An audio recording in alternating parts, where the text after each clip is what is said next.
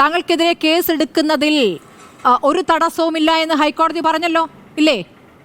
അതെ, അതെന്തുകൊണ്ടാണ് police FIR ഇട്ടിട്ടില്ല?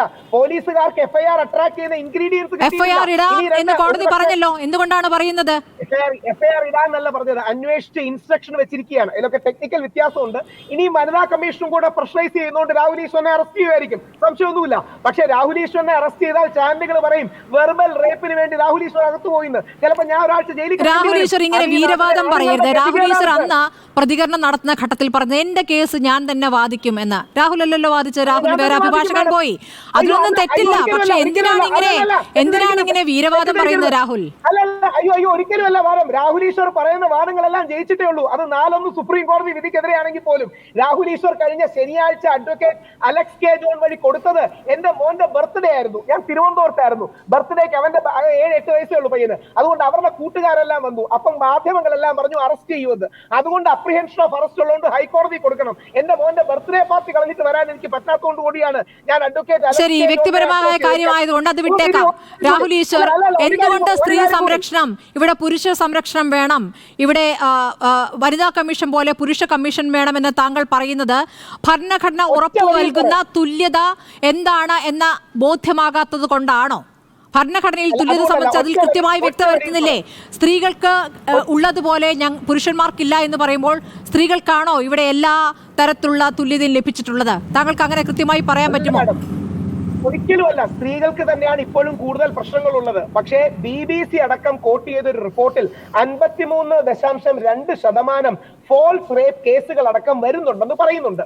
ബഹുമാനപ്പെട്ട സുപ്രീം കോടതി ചീഫ് ജസ്റ്റിസ് ആയ KG ബാലകൃഷ്ണൻ ഞങ്ങൾ സ്ത്രീകൾക്ക് പരിചകൾ കൊടുത്തു, പക്ഷെ ചിലരെങ്കിലും വാളായിട്ടാണ് ഉപയോഗിക്കുന്നതെന്ന് പറയുന്നുണ്ട്. അതുൽ സുഭാഷിന്റെ ആത്മഹത്യ അടക്കം സുപ്രീം കോടതിയുടെ പരിധിയിൽ വരുന്നുണ്ട്. അതോടൊപ്പം ഒരു കാര്യം കൂടി, സ്മൃതി മാഡത്തിന്റെ പരിപാടി സ്ഥിരം കാണുന്ന ഒരു വ്യക്തിയാണ് ഞാൻ. ഇന്നേ വരെ ഒരിക്കൽ പോലും നിവിൻ പോളിക്കെതിരെ വ്യാജ പരാതി കൊടുക്ക സ്ത്രീക്കെതിരെ കേസെടുക്കണമെന്ന് മാഡമോ നിവിൻ പോളിയുടെ വാർത്താ സമ്മേളനം മുഴുവനായി തത്സമയം കൊടുക്കുകയും ആ കേസ് വ്യാജമാണ് എന്ന ബോധ്യത്തിൽ പ്രതികരിക്കുകയും ഒക്കെ ചെയ്തതാണ് ഈ റിപ്പോർട്ടർ ചാനൽ. ഞാൻ വായിച്ച ഘട്ടത്തിലായിരുന്നു വാർത്താ സമ്മേളനം നടന്നിരുന്നത്. അതിന് പ്രത്യേക ചർച്ച നടത്തണോ എന്നുള്ളത് അല്ലല്ല വല്ലപ്പോഴും സംഭവിക്കുന്ന ഒരു വിഷയത്തിൽ ഒരു മിനിറ്റ് ഹേമ കമ്മിറ്റിയുമായി ബന്ധപ്പെട്ട വാർത്തകൾ വരുന്ന ഘട്ടത്തിൽ വ്യാജ പരാതികളും വ്യാജ ആരോപണങ്ങളുമായി വന്ന ആളുകളെ പൊളിക്കുന്ന ചർച്ചകൾ റിപ്പോർട്ടർ ചാനൽ നടന്നിട്ടുണ്ട്. അതുകൊണ്ട് ഇനിയിപ്പോൾ അത് താങ്കളെ ബോധ്യപ്പെടുത്തേണ്ട കാര്യമില്ല. ഇപ്പം പറഞ്ഞാൽ മതി. നിവിൻ പോളിക്കെതിരെ വ്യാജ പരാതി കൊടുത്തതാണെന്ന് തെളിഞ്ഞല്ലോ. ആ സ്ത്രീക്കെതിരെ കേസെടുക്കണമെന്ന് സ്മൃതി മാഡത്തെ. ആ സ്ത്രീക്കെതിരെ കേസെടുക്കണമെന്ന വിഷയമല്ല നമ്മളിവിടെ ചർച്ച ചെയ്യുന്നത്. താങ്കൾ ഇതുവരെ ഹണി റോസുമായി ബന്ധപ്പെട്ട് നമ്മൾ ഇപ്പോൾ ഉന്നയിക്കുന്ന വിഷയത്തിലേക്ക് വരൂ. താങ്കൾ ഓരോ ഘട്ടത്തിൽ ദിലീപ് അനുകൂലിയായി വരും, ഇപ്പോൾ ബോബി ചെമ്മണ്ണൂർ അനുകൂലിയായി വന്നിരിക്കുന്നു. താങ്കൾ അന്ന് പറഞ്ഞ ഒരു വാചകം ഞാൻ പറയാം.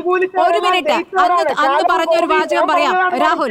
രാഹുൽ ഒന്ന് കേൾക്കൂ. താങ്കൾ അന്ന് പറഞ്ഞത് ഹണി റോസിനെ സോഷ്യൽ ഓഡിറ്റ് ചെയ്യണം എന്നാണ് താങ്കൾ പറഞ്ഞത്. 99% മലയാളികളും രാഹുൽ ഈശ്വറിനൊപ്പമാണ് എന്നാണ് രാഹുൽ ഈശ്വർ തന്നെ പറഞ്ഞത്. 99% മലയാളികളും. ആ വാചകത്തിൽ നിന്നും താങ്കൾ പിന്നാക്കം പോകുന്നുണ്ടോ ഇല്ലയോ? അയ്യോ, അങ്ങനെയല്ല. റിപ്പോർട്ടർ ടിവിയുടെ അടക്കമുള്ള ഏറ്റവും പ്രമുഖമായ ചാനലാണ് നിങ്ങളുടെ നിലപാട് പോസിറ്റീവ് പ്രോഗ്രസീവ് എന്ന് വിളിക്കുന്ന നിലപാട്. നമ്മളെ ഡോക്ടർ ചിന്താ ജെറോമിനടക്കിയ ആ പ്രോഗ്രസീവ് നിലപാടാണ്. ഞാൻ അങ്ങനെയല്ല, ഞാൻ കൺസർവേറ്റീവ് ആണ്. അതായത് ഈ പ്രോഗ്രസീവായ ലിബറലായ എല്ലാ ചാനലുകളുടെയും താഴെ വരുന്ന മെസ്സേജുകൾ എടുത്ത് നോക്കിയാൽ മതി. ഞാൻ പറയുന്നത് ഒരു ലിമിറ്റഡ് പോയിന്റ് ആണ്. ഒരു ബാലൻസ് വേണം. ഞങ്ങൾക്കൊരു ഫൈറ്റിംഗ് സ്പേസ് തരണം. ഞങ്ങൾക്ക് നിലനിൽക്കാനുള്ള ഒരു സ്പേസ്. ആരാണ് ഞങ്ങൾ? രാഹുൽ ഈശ്വർ, ആരാണ് ഈ ഞങ്ങൾ? ഈ ഞങ്ങൾ എന്ന് പറയുന്നതിൽ ദിനുവയിലും അഡ്വക്കേറ്റ് MR അഭിലാഷും ഒന്നും പെടാത്തത് എന്തുകൊണ്ടാണ്? ദിനുവയിലും ലിബറലും പ്രോഗ്രസീവും ഫെമിനിസ്റ്റും ഒക്കെ അല്ലേ? രാഹുൽ ഈശ്വർ റൈറ്റ് കൺസർവേറ്റീവ് ആണ്. ഞങ്ങളെ പോലുള്ള കുറെ വലത് കൺസർവേറ്റീവുകളും ഈ നാട്ടിൽ ജീവിക്കുന്നു. പിന്നെ താങ്കൾ ഈ പറയുന്ന ഫേസ്ബുക്കിലും യൂട്യൂബിലും താഴെ വരുന്ന കമന്റുകളാണ് കേരളത്തിലെ 99% എന്ന് താങ്കൾ എങ്ങനെയാണ് ധരിക്കുന്നത്? അല്ല മാഡം, അത് സാമ്പിൾ സർവേ എന്നാണ് അതിനെ പറയുന്നത്. അതൊരു ചെറിയ സാമ്പിൾ സർവേ മോഡലാണ്. ഈ വിഷയത്തിൽ വ്യാപകമായി നിങ്ങൾക്ക് ആലോചിച്ച് നോക്കാം. എല്ലാരും പറയുന്നത് അപ്പോൾ താങ്കൾ പറയുന്നത് ബോബി ചെമ്മണ്ണൂരിന്റെ ദ്വയാർത്ഥ പ്രയോഗത്തിനൊപ്പം ഒപ്പം തന്നെ ചർച്ച ചെയ്യേണ്ടതാണ് ഹണി റോസിന്റെ വസ്ത്രധാരണം എന്ന നേരത്തെയുള്ള നിലപാടിൽ തന്നെ ഇപ്പോഴും തുടരുന്നു. ജസ്റ്റിസ് PV കുഞ്ഞികൃഷ്ണന്റെ സുപ്രധാനമായ നിരീക്ഷണങ്ങൾക്ക് ശേഷവും താങ്കൾ ആ നിലപാടിൽ തുടരുന്നു അല്ലേ? ഈ വിധിന്യായം കുഞ്ഞികൃഷ്ണൻ സാറിന് ഞാൻ മനഃപ്പാടമാക്കി, നിയമ വിദ്യാർത്ഥിയും അഡ്വക്കേറ്റ് എന്ന നിലയിലും. അതിൽ വസ്ത്രധാരണത്തെ കുറിച്ച് പരാമർശം എന്തായാലും ഇല്ല. അപ്പിയറൻസ് എന്ന് ആദ്യം ഒരു വാക്കുണ്ട്, അതിനുശേഷം ബോഡി ഷെയ്മിംഗ് പോലുള്ള കാര്യങ്ങളാണ് വന്നത്. ഞാൻ ഒരിക്കലും ഹണി റോസിനെ ബോഡി ഷെയിം ചെയ്യില്ല. ഒരുപക്ഷെ എന്റെ പരാതി അല്ലെങ്കിൽ എന്റെ സബ്മിഷൻ മാഡം കണ്ടു കാണും. ആദ്യം എഴുതിയിരിക്കുന്നത് ഹണി റോസ് സൗത്ത് ഇന്ത്യയിലെ പ്രമുഖയായ ഒരു അഭിനേത്രിയാണ്, എനിക്ക് വലിയ ബഹുമാനമാണ്, ആദ്യം തൊട്ട് അവരെ കുറിച്ച് നല്ല കാര്യങ്ങൾ കേട്ടു എന്നാണ്.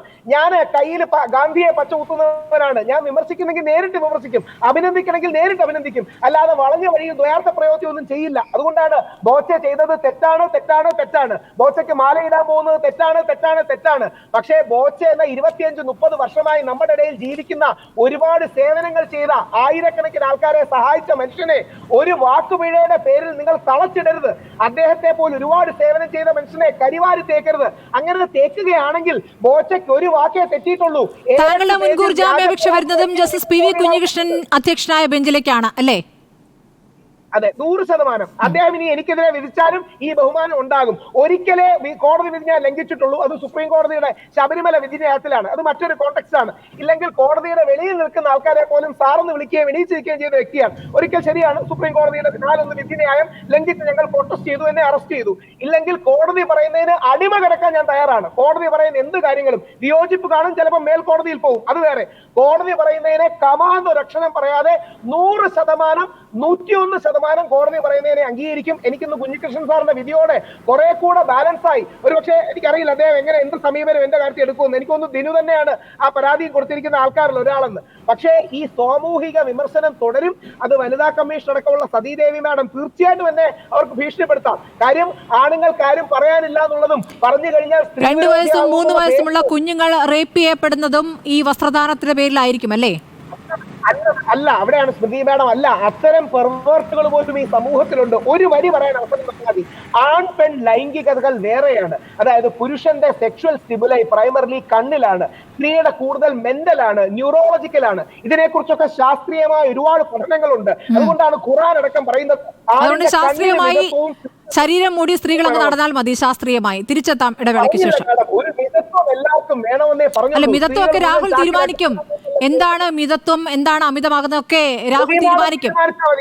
നമ്മുടെ അമലാപോൾ സെന്റ് ആൽബർട്ട്സ്. താങ്കൾ ഏത് നേരം ഈ അമലാപോൾ എന്ന നടിയുടെ പേര് ഇങ്ങനെ ആവർത്തിക്കുന്നത് എന്താണ്? താങ്കൾക്ക് വേറെ എന്തെങ്കിലും താല്പര്യത്തിന് പുറത്താണോ ഒരാളുടെ പേര് സ്ഥിരമായി പറഞ്ഞുകൊണ്ടിരിക്കുന്നത്? ഇപ്പൊ ഹണി റോസ് മാത്രം പറഞ്ഞ ഹണി റോസിനെ ടാർഗറ്റ് ചെയ്യാണെന്ന് പറയും. അതുകൊണ്ടാണ് അമലാപോൾ. അല്ല, എല്ലാ ദിവസവും ഈ ചർച്ചയിൽ അമലാപോളിനെ കൂടി ചേർത്ത് പറയുന്നുണ്ട്. ഇവിടെ അല്പവസ്ത്രധാരികളായി വേറെ സിനിമകളിൽ ഒരു നടിമാരും അഭിനയിച്ചിട്ടില്ലേ? താങ്കൾ ബോളിവുഡ് സിനിമകൾ കാണാറില്ലേ? താങ്കൾ ഹോളിവുഡ് സിനിമകൾ കാണാറില്ലേ? ഇതൊക്കെ കാണുമ്പോൾ അവരുടെ വസ്ത്രത്തിന് അളവെടുക്കുകയാണ് താങ്കൾ ചെയ്യാറ്. ബിക്കിനിട്ട് ഇനോഗ്രേറ്റ് ചെയ്യാൻ പറ്റുമോ? ബിക്കിനിട്ട് അഭിനയിക്കാം, ബിക്കിനിട്ട് ഇനോഗ്രേറ്റ് ചെയ്യാൻ പറ്റുമോ? ബിക്കിനിട്ട് കോളത്തൂടെ നടക്കാം. അരുൺകുമാർ പറഞ്ഞത്, അല്ലെങ്കിൽ ബിക്കിനിട്ട് ഇനോഗ്രേറ്റ് ചെയ്യുന്ന താങ്കൾ എവിടെ കണ്ടു? അല്ല, ബിക്കിനിട്ട് ഇനോഗ്രേറ്റ് ചെയ്യുന്ന താങ്കൾ എവിടെ കണ്ടു? മാഡം പറഞ്ഞതിനുള്ള മറുപടിയായിട്ടുള്ള പ്രയോഗം പറഞ്ഞതാണ്. അല്ല, എന്തെങ്കിലും പറഞ്ഞു പോവല്ലേ? ചെയ്യാത്ത കാര്യത്തെ കുറിച്ചാണ് ചർച്ച. പോകുന്ന ഡ്രസ് ഇട്ട് പള്ളിക്കൂടത്തിൽ പോകരുത്. കൃത്യം വരി പറയാം. പബ്ബിൽ പോകുന്ന ഡ്രസ് ഇട്ട് പള്ളിക്കൂടത്തിൽ പോകരുത്. പള്ളിക്കൂടത്തിൽ പോകുന്ന ഡ്രസ് ഇട്ട് പബ്ബിൽ പോകണ്ട. പബ്ബിൽ പോകുന്ന റിവീലിംഗ് ആയ ലോനക്കായ പ്ലഞ്ചിങ് നെക്ക് ലൈൻ ഉള്ള, അല്ലെങ്കിൽ മിനി സ്കേർട്ട് ഇട്ട് കോളേജിൽ ഉദ്ഘാടനം. രാഹുൽ ഈശ്വർ, ഒരാൾക്ക് ഒരാളുടെ വസ്ത്രം നിശ്ചയിക്കാം. അത് മാന്യമാണോ അമാന്യമാണോ എന്ന് സ്വയം നിശ്ചയിക്കാം.